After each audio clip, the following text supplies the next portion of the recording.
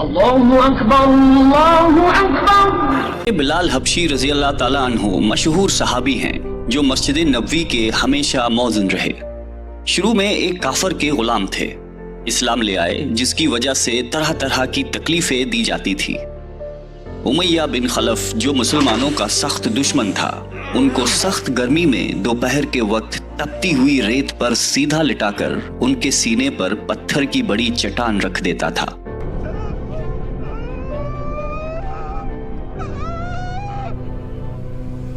تاکہ وہ حرکت نہ کر سکے، اور کہتا تھا کہ یا اس حال میں مر جائے یا زندگی چاہیے تو اسلام سے ہٹ جا، مگر وہ اس حالت میں بھی احد احد کہتے تھے، یعنی معبود ایک ہی ہے۔ رات کو زنجیروں میں باندھ کر کوڑے لگائے جاتے اور اگلے دن ان زخموں کو گرم زمین پر ڈال کر اور زیادہ زخمی کیا جاتا تاکہ بے قرار ہو کر اسلام سے پھر جائے یا تڑپ تڑپ کر مر جائے۔ عذاب دینے والے اکتا جاتے، کبھی ابو جہل کا نمبر آتا، کبھی امیہ بن خلف کا۔ ہر شخص اس کی کوشش کرتا تھا کہ تکلیف دینے میں زور ختم کر دے۔ حضرت ابو بکر صدیق رضی اللہ تعالیٰ عنہ نے اس حالت میں دیکھا تو ان کو خرید کر آزاد فرمایا۔ چونکہ عرب کے بت پرست اپنے بتوں کو بھی معبود کہتے تھے، اس لیے ان کے مقابلے میں اسلام کی تعلیم توحید کی تھی، جس کی وجہ سے حضرت بلال رضی اللہ تعالیٰ عنہ کی زبان پر ایک ہی کا ورد تھا۔ یہ تعلق اور عشق کی بات ہے۔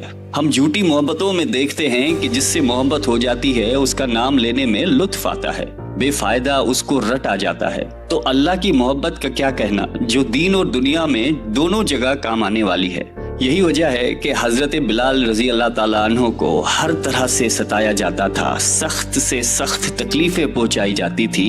مکہ کے لڑکوں کے حوالے کیا جاتا تھا کہ وہ ان کو گلی کوچوں میں چکر دیتے پھریں، اور یہ تھے کہ ایک ہے کی رٹ لگائی تھی۔ اس کا یہ صلہ ملا کہ پھر حضور اکرم صلی اللہ علیہ وآلہ وسلم کی دربار میں موذن بنے، اور سفر حضر میں ہمیشہ اذان کی خدمت ان کی سپرد ہوئی۔ حضور صلی اللہ علیہ وآلہ وسلم کے وصال کے بعد مدینہ طیبہ میں رہنا اور حضور صلی اللہ علیہ وآلہ وسلم کی جگہ کو خالی دیکھنا مشکل ہو گیا۔ اس لیے ارادہ کیا کہ اپنی زندگی کے جتنے دن ہیں جہاد میں گزار دوں۔